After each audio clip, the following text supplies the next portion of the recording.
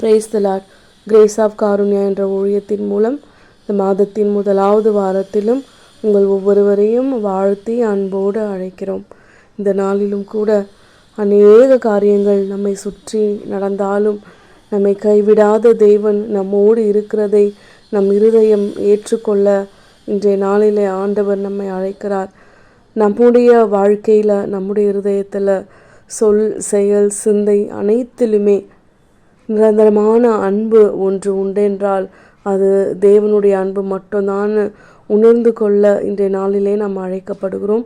அதே போல் சின்ன சின்ன காரியங்கள், குடும்பத்தில் ஏதோ ஒரு சம்பவமாக இருக்கலாம், ஏதோ ஒருவரை பற்றி சொல்லக்கூடிய காரியமாக இருக்கலாம். அதெல்லாம் நம்ம எவ்வளோ ஆர்வமோடு எல்லாரோடையும் பகிர்ந்துக்கிறோம்ல. நம்முடைய சொந்தக்காரங்க கிட்ட, நண்பர்கள்கிட்ட, பக்கத்து வீட்டில் இப்படி நடந்துருச்சு, இப்படி ஆயிடுச்சுன்னு சொல்லி எல்லாத்தையும் பகிர்ந்துக்கிறோம். ஆனால் தேவனுடைய வார்த்தைகளை நாம் பகிர்ந்து கொள்ளுகிறோமா? இன்றைக்கு இந்த காலகட்டத்தில் வளர்ந்து வருகிற வாலிப பிள்ளைகளுடைய சிந்தையில் தெளிந்த புத்தி இருக்கிறதா? அவர்களுக்கு யார் நல்ல ஆலோசனை கொடுக்கறது, நல்ல தலைவராக இருந்து அவங்கள யார் வழி நடத்த போகிறதுன்றதெல்லாம் அவர்களுக்கு சொல்லித்தரக்கூடிய இடத்துல நம்ம இருக்கிறோம். அதற்கேற்ற ஞானத்தை ஆண்டவர் நமக்கு தரணும்னு இன்றைய நாளில் நம்ம ஆண்டவரிடத்தில் கேட்போம். தேசத்தின் தலைவர்களுக்காகவும், தேசத்தில் நடக்கிற அசம்பாவிதங்களுக்காகவும் தேவையில்லாமல் எவ்வளவோ காரியங்கள், கஷ்டங்கள், கொடிய நோய்கள் வந்தபோதெல்லாம் நம்மை பாதுகாத்து, நம் தேசத்தை பாதுகாத்த தேவன் இன்றைக்கு ஏதோ ஒரு மனிதர் பின்பாய் நாம் போகிறதுனால ஜனங்கள் மறித்து போய் தன் குடும்பத்தை இழந்து, உறவுகளை இழந்து நிற்கிறார்களே.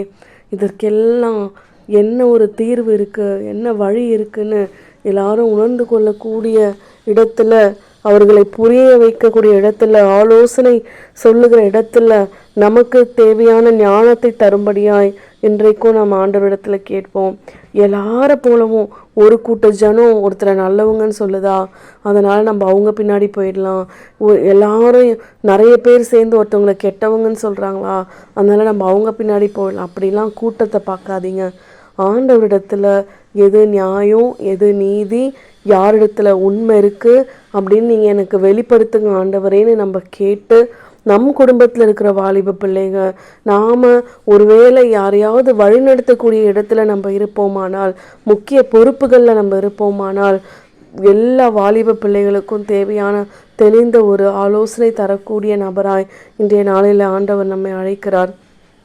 அழைத்தவரே, அழைத்தவரே, என் ஊழியத்தின் ஆதாரமே, அழைத்தவரே, அழைத்தவரே, என் ஊழியத்தின் ஆதாரமே. எத்தனை இன்னல்கள், எத்தனை தேவைகள் என்னை சூழ நின்றாலும் உம்மை பார்க்கிறேன். ஆம் கர்த்தாவே, என்னை சுற்றி எந்த சூழ்நிலைகள் இருந்தாலும் உம்மை நோக்கி பார்க்குற இருதயத்தை நீங்கள் எனக்கு கொடுத்துருக்கீங்களே, அதுக்கு நன்றி ஆண்டவரே. நீங்கள் எதற்காக இந்த பூமியில் என்னை அழைச்சிங்களோ அதற்கு பாத்திரவான்களாய் தெரிந்து கொள்ளப்பட்ட ஜனமாக இந்த நாளில் நான் இருக்கிறேன். என்னால் முடிந்த அளவுக்கு இந்த பூமியில் வாழுகிற ஒவ்வொரு நாளும் பிரயோஜனமுள்ளதாக இருக்கவும், கடந்து போகிற பாதையிலெல்லாம் வசனத்தை விதைக்கிறவர்களாகவும், நாமத்தை அறிக்கையிடுகிறவர்களாகவும், சாட்சிகளை பகிர்ந்து கொள்ளுகிறவர்களாகவும் எங்களை பயன்படுத்துங்க ஆண்டவரேன்னு கேட்போமா. இந்த தேசத்திற்கும், தேசத்தின் தலைவர்களுக்கும், சமாதானத்திற்கும் நம்முடைய ஜெபம் முக்கியம்னு நம்ம இருதயத்தை ஏற்றுக்கொள்ளணும். அதற்காக நம்ம அனுதினமும் ஜெபிக்கணும்.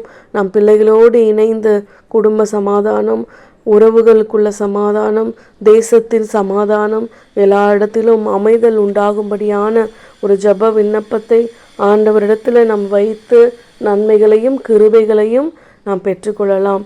தேசமே பயப்படாதே, மகிழ்ந்து களி கூறு, கர்த்தர் பெரிய காரியங்களை செய்வார்னு இந்த நாளில் நம்மை சுற்றி இருக்கிற அனைவருக்கும் நம்பிக்கை விதைக்கிறவர்களாய் நாம் அழைக்கப்படுகிறோம். தேவன் தாமே இந்த வார்த்தைகளை ஆசீர்வதிப்பாராக. அநேகருக்கு இந்த வார்த்தைகளை கொண்டு செல்கிற ஒரு வழிகாலாய் உங்கள் ஒவ்வொருவரையும் எடுத்து பயன்படுத்துவாராக. தேவ சமாதானம் உங்கள் குடும்பத்தில் இருக்கட்டும். ஆமேன்.